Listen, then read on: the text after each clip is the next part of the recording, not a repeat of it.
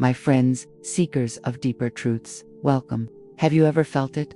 That profound yearning, that insatiable curiosity to truly connect with another human being, not just on the surface, not in the fleeting dance of superficial pleasantries, but on a level so profound, so deeply resonant, that it touches the very soul.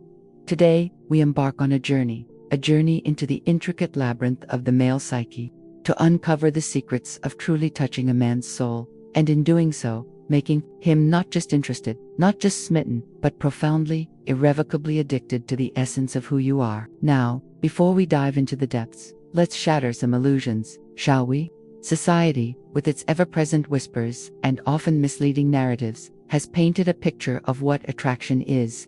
It speaks of fleeting glances, of external allure, of the chase. But what if I told you that true, lasting attraction, the kind that binds two souls together, transcends the superficial? What if I told you that the key to a man's heart, and indeed, his very soul, lies not in what you do for him, but in who you are when you are with him? It's not about grand gestures or manipulative tactics. It's about revealing the authentic, luminous core of your being. Think for a moment about the profound wisdom of Carl Jung, who spoke tirelessly of the unconscious, of the archetypes that reside within us all. He understood that beneath the persona we present to the world, there are deeper currents, ancient patterns that yearn for recognition, for connection, and it is to these depths that we must descend if we truly wish to touch a man's soul. Often, in our quest for connection, we make a fundamental error. We strive to be what we think a man wants.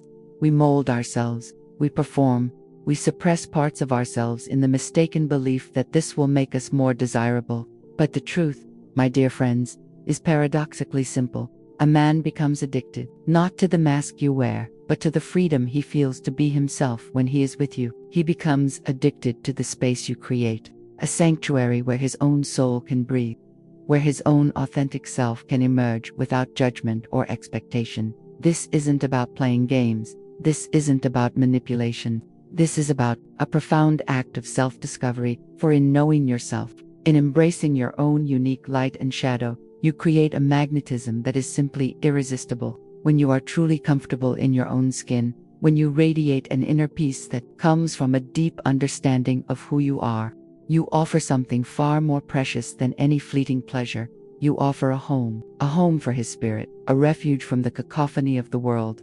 Consider Seneca, the great Stoic philosopher, who taught us that true wealth lies not in possessions, but in the richness of our inner lives. Similarly, the true richness of a connection lies not in what is exchanged externally, but in the profound inner resonance between two beings. A man, truly touched, truly captivated, sees in you not just a partner, but a mirror, reflecting back to him the best of himself, the parts he perhaps didn't even know existed. How do you achieve this? How do you become this beacon of authenticity, this sanctuary for his soul?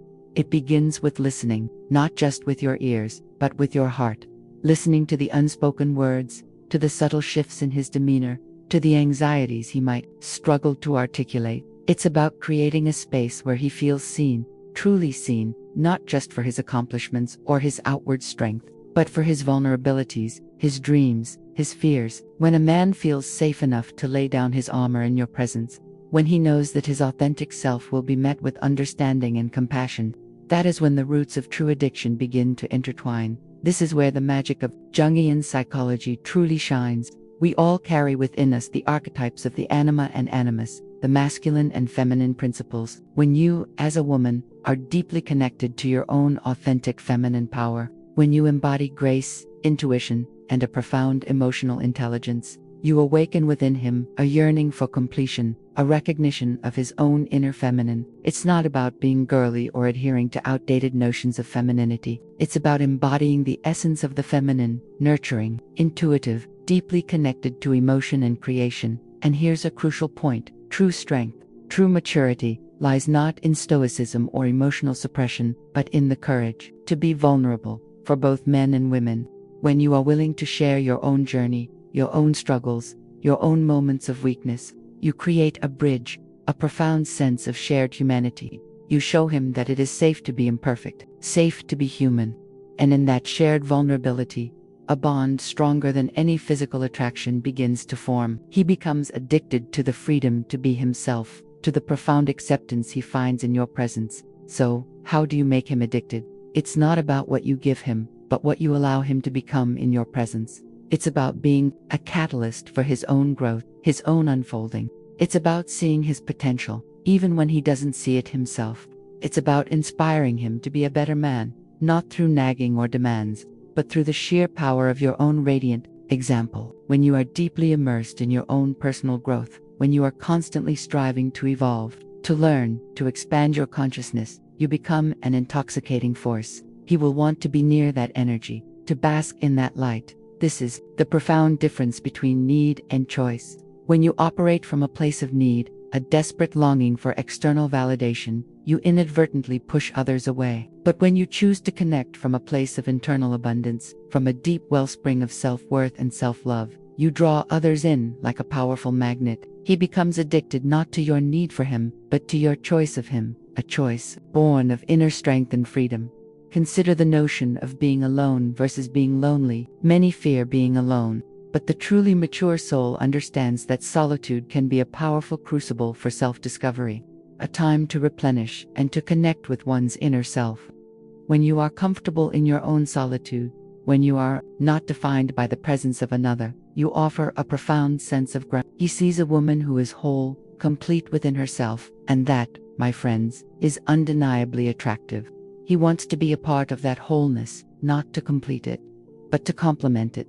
The language of the soul is not always spoken in words, in the quiet understanding, the shared silences, the knowing glances. It's in the way you hold space for him, the way you celebrate his triumphs, and the way you offer solace in his defeats. It's in the profound respect you have for his journey, even if it differs from your own. This profound respect, this unwavering belief in his inherent goodness, is a balm to his soul, a comfort he will seek again and again. And finally, my dear friends, remember this: the most profound addiction is not to a person, but to a feeling. He becomes addicted to the way he feels when he is with you, the way he feels empowered, understood, cherished, and inspired. He becomes addicted to the sense of peace, the sense of adventure, the sense of profound belonging that you ignite within him.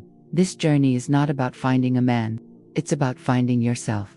It's about cultivating the rich inner landscape of your own soul.